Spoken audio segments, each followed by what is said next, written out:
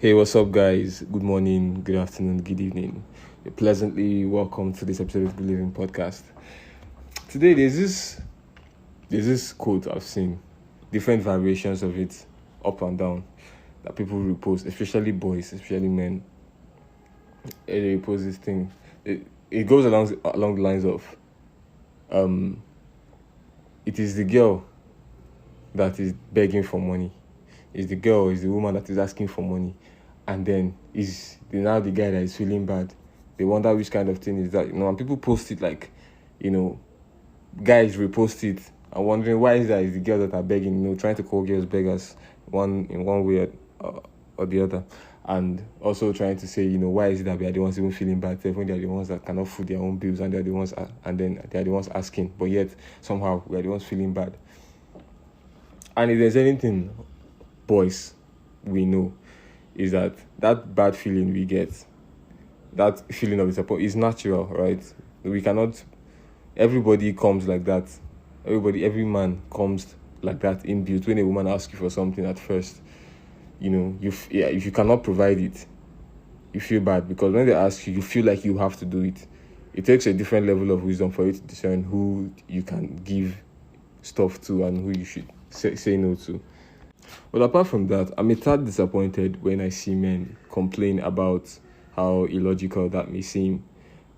And it takes us back to one of the fundamental things that society today is choosing to ignore: gender roles. Your sex is your biological sex, right? It's whether you're a man or a woman, that's your sex. And that comes with roles and things and duties that you have. Because in a machine, for example, every part has its function for the entire machine to survive. And the machine we have right now is society. And the different parts of society include the man, the women, the children in the society. And you can now expand that to the different parameters like government and the rest. But each part has its own function. So the men in the community have a function, the women have a function for the entire good of the community. And we were taught this in social studies growing up. I don't know how it is now for the younger ones in school, but we were taught this growing up, so everybody knew their job. Now, in recent times, there is people abdicating their own duties and their jobs, and society is falling apart, as we can see in real time.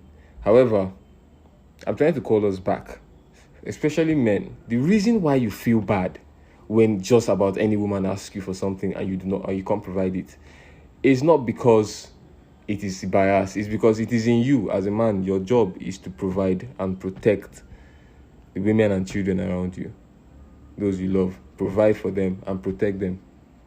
Just those two things. There are different ways you can do those things. So by paying school fees or whatever, but that is your job: to be the rock, to be the foundation, to be the wall, to be their defender. Women and children do not have to do as much as men naturally. Now, when God has created you in such a way that you are supposed to cater for these people, this species, and even if they gave birth to you in one village where you've never seen women before, and you come out and you see a woman and she asks you for a favor, you feel inclined to help, it's because that is who you are. That is your job. And then it's not every single person that asks you for every single favor because they're a woman or a child, then you give in 100%. And I can talk about this one in another episode where you can know who do you give, who do you go all out for, who do you, provide for, especially in the case of provision or giving money, who do you give and who do you not give. But in terms of protection, I think you should protect all women and all children wherever you see them, in whatever danger they are. It's your duty to protect them. So each of us has, inherently, we know what our duties are supposed to be. So for example, the way you feel bad, right, when you cannot provide the 10k that this girl is begging you for, that is how women also feel when they have a high body count, or a body count that they believe is high. They wouldn't want to say it. So while we are supposed to provide and protect these women in our lives, both our sisters, mothers, girlfriends, wives, whoever, they are also supposed to provide us with honor, with respect, to increase our status. Since as men, we all know that one thing that gives us the most satisfaction is having status, is being one of the men. That's why we are the ones, we pop bottles in the club, and when they're hailing you do order on that dorine, because you want that status, that pride. It's such a valuable currency to us in our agenda, and these women do not understand that, but we know what I'm talking about.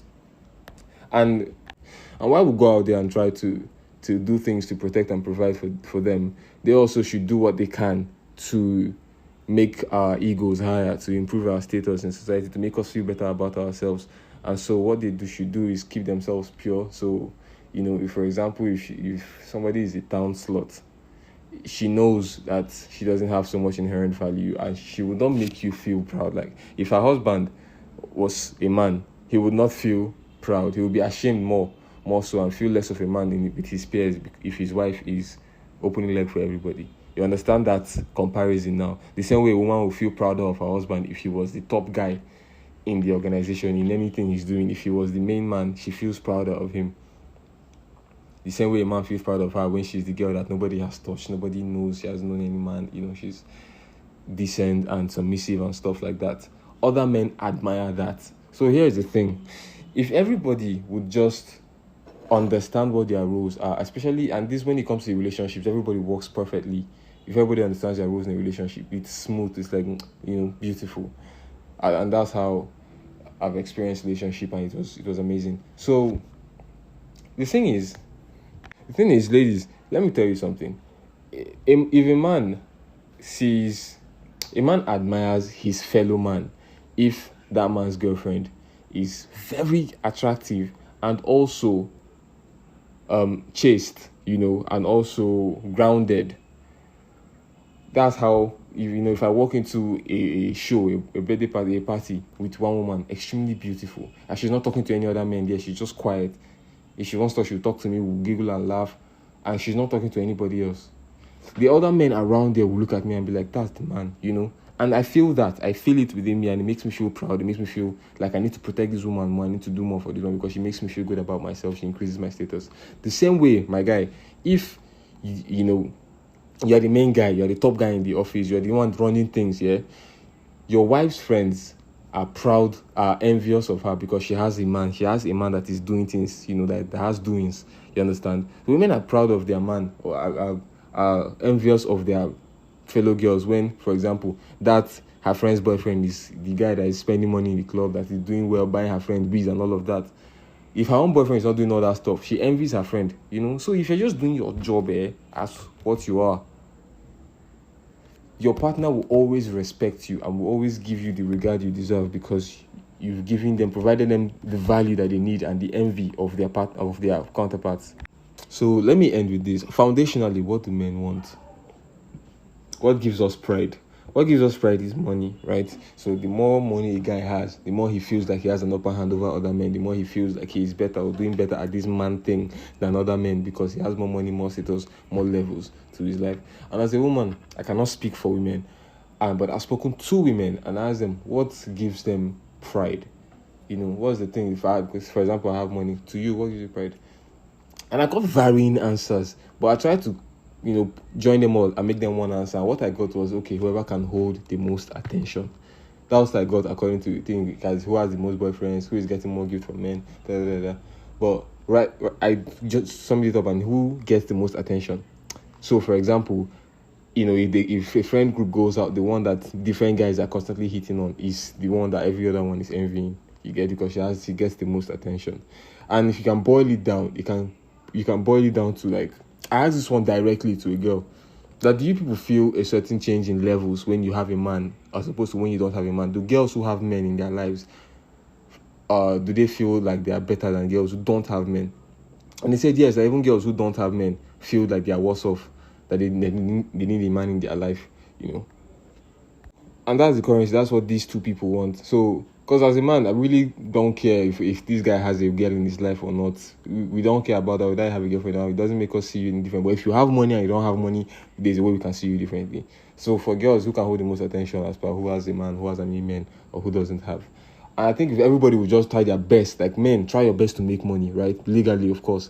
And women, try your best to keep yourself in a physical shape that will be attractive, and also the character shape that will be attractive as well, and then you can have as many options. So we'll have high quality men and women up and down. And I think the world is going to be sweeter that way. Thank you very much for listening. Bye-bye.